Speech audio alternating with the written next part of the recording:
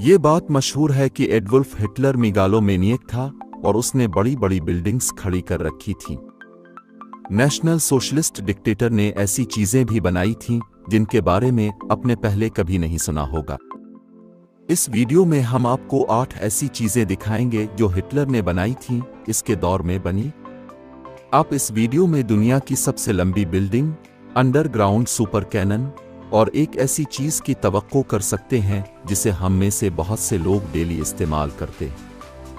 तो good to know देखते रहे। और अगर आप इस वक्त की किसी नामालूम इन्वेंशन के बारे में जानते हैं तो हमें कमेंट्स में बताएं। हम नंबर 8 से शुरू करते हैं, एक ऐसी चीज से जिसका हिटलर से शायद ही कोई ताल्लुक हो, यानी टॉयज खिलौने। अगर आज ये बात नाकाबिले यकीन लगती है कि सियासतदानों ने बच्चों के खिलौने बनाए ताकि वो दुनिया के छोटों को भी कायल कर सकें, ये दरअसल थर्ड राइक में किया गया था। हिटलर ने न सिर्फ अपने मुजस्समे बल्कि थर्ड राइक की दीगर शख्सियात के अदादो शुमार छोड़े थे। मिसाल के तौर पर सवासत्तिका के साथ रिकॉर्डर्स, एक ऐसे मैन एक प्यारे से खिलौने के तौर पर, और नेशनल सोशलिस्ट मटेरियल के साथ कई बोर्ड गेम्स।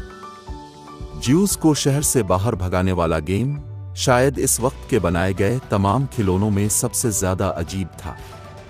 इसके बाद नंबर 7 पे है V3 कैनन, जिसे बिजी लिजी या सेंटिपीड भी कहा जाता है, जो दरअसल एक अंडरग्राउंड सुपर कैनन थी।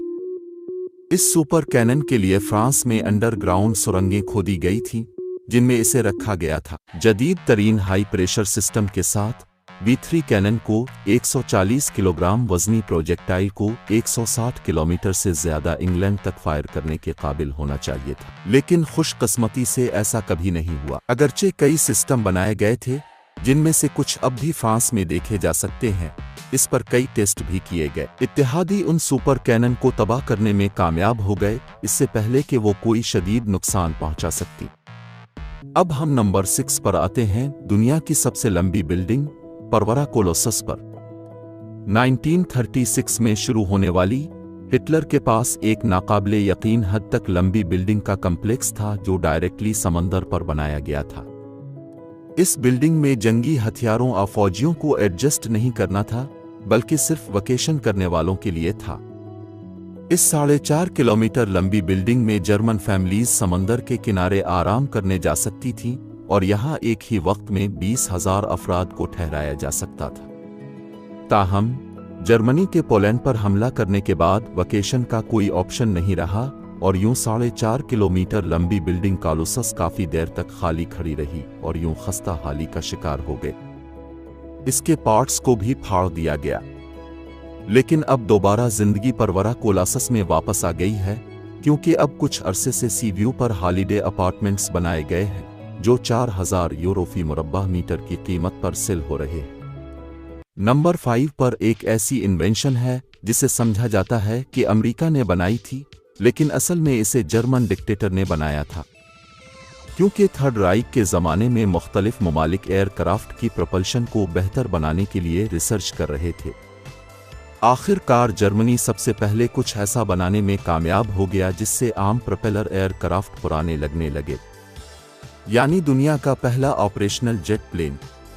मेसरश्मिट मी 262 नाम का जेट प्लेन न सिर्फ 870 किलोमीटर फी घंटा की तेज स्पीड से उड़ सकता था, बल्कि इस वक्त के बाकी तमाम तैयारों के मुकाबले में बहुत ज्यादा एडवांस था।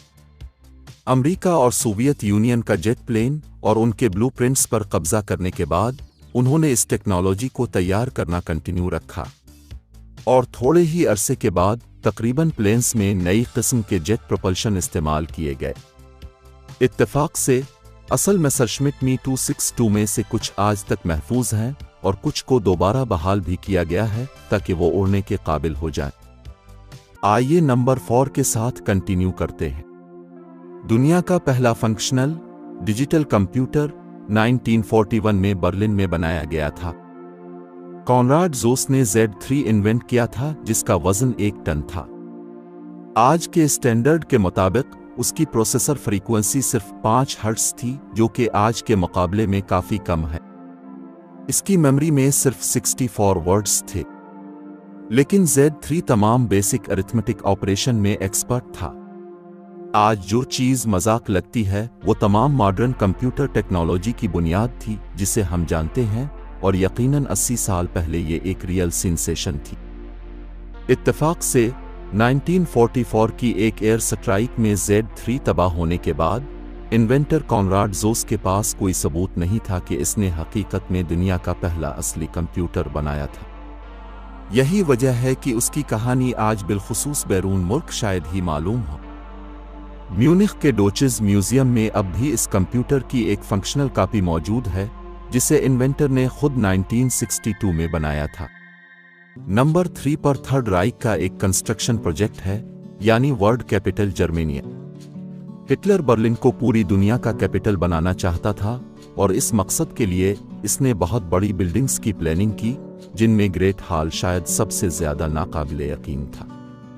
मार्बल और ग्रेनाइट जैसे कीमती मटेरियल से बना दुनिया का सबसे बड़ा गुंबद हॉल रोम के मशहूर सेंट पीटर्स बासिलिका से 17 टाइम्स बड़ा था, जो एक ही वक्त में 1,80,000 विजिटर्स के लिए जगह फराहम करता है। सिर्फ इस हॉल पर कंस्ट्रक्शन काम के लिए 1950 तक 8,000 वर्कर्स को ये प्रोजेक्ट बनाना था। इसके अलावा हिटलर ने अपने वर्ल्ड कैपिटल के लिए बहुत बड़े ट्रेन स्टेशनों का प्लान बनाया, जिसने न्यूयॉर्क के ग्रैंड सेंट्रल स्टेशन को भी पीछे छोड़ देना था, जिसे गैर मुल्की विजिटर्स के पास सिर्फ 500 मीटर से ज्यादा लंबी कॉरिडोर्स तक पहुंचने के काबिल होना था। एक और खास बात, एक फातिहाना आर्च बनाया जाना था जो पेरिस में आर्क डी ट्रियोम्फ से 12 टाइम्स बड़ा होना था। वर्ल्ड कैपिटल जर्मेनिया प्रोजेक्ट पर 5 साल के कंस्ट्रक्शन वर्क के बाद बिलाखिर उसे जंग की वजह से कैंसिल करना पड़ा, और इस तरह शानदार चीजें कभी नहीं बन सकी थी। इस प्रोजेक्ट की कुछ बाकियात जैसे अंडरग्राउंड सुरंगें आज भी बर्लिन में पाई जाती है। नंबर 2 से पता चलता है कि हिटलर को सिर्फ बहुत बड़ी बिल्डिंग्स ही पसंद नहीं थीं, बल्कि जर्मन डिक्टेटर को बड़े बड़े टैंक और बंदूकें भी काफी पसंद थी, जो इस एरिया में हर चीज को टॉप करती हैं। मिसाल के तौर पर P1000, जिसे रेड का नाम दिया गया, 1000 टन वजनी, 11 मीटर ऊंचा और 35 मीटर लंबा टैंक था, जिसमें 20 से ज्यादा सिपाही बैठ सकते थे। इस टैंक में हमला करने और डिफेंस के लिए 13 बंदूकें थीं।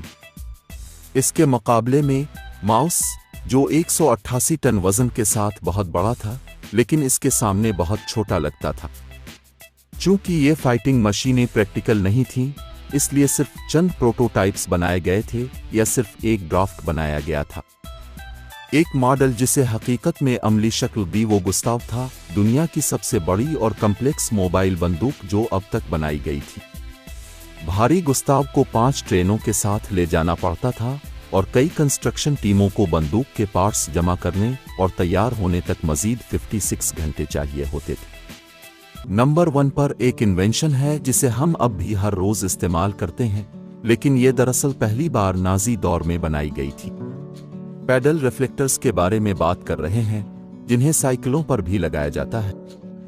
ये येलो कलर के होते हैं रिफ्लेक्टर जो साइकिल के तमाम पैडल पर होते हैं और रोड सेफ्टी को बढ़ाते हैं। दर हकीकत ये न सिर्फ हिटलर के स्टाफ ने ईजाद किए थे, बल्कि हिटलर के सर्टिफाइड हाइनरिक हिमलर, जो उस वक्त जर्मन पुलिस के चीफ थे, ने भी उन्हें तमाम साइकिलों के लिए लाजमी करार दिया था। और यूं हम जर्मन हिस्ट्री के सबसे जालिमाना बाब के मरहून मिन्नत हैं कि आजकल साइकिल सवारों को अंधेरे में अच्छी तरह देखा जा सकता है। ये थी वो चीजें जो हिटलर ने बनाई थी। हमें कमेंट्स में बताएं कि आपको सब में क्या ज्यादा क्रेजी लगा। अगर आपको इस वीडियो का मजा आया तो उसे लाइक करें और मजीद दिलचस्प वीडियोस के लिए गुड टू नो को सब्सक्राइब करें और बेल नोटिफिकेशन ऑन कर लें ताकि हमारी वीडियोस सबसे पहले अब तक पहुंच सकें।